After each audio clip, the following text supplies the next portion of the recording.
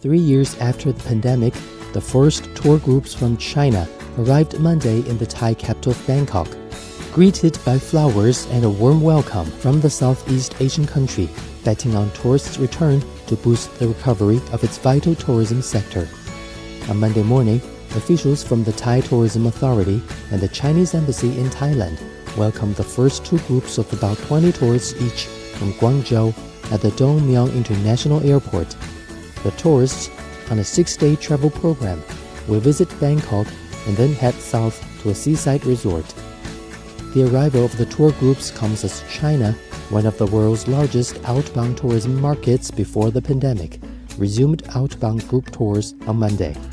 Yeah, it's very important to the Thai economy. If you look at the number, how tourism important to the Thai GDP is about 18 to 20% compared to the Thai GDP.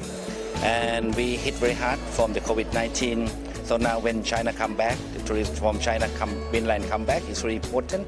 So we set the target that, at least 7 to 8 million Chinese will come to Thailand this year. 因为我是第一次来嘛，所以我还是觉得很兴奋的。而且我在报团的时候听说是有那个欢迎仪式，所以呢，我还是蛮期待的。然后来到这边，受到很热烈的欢迎嘛，还是挺激动的。特别方便，就跟疫情前一样的。就这一次感觉受到泰国这边的很大的重视，就很开心。从出关到入境，整个的流程都非常的顺畅，而且泰国的当地的人民也很热情，一下飞机都跟我们的客人打招呼。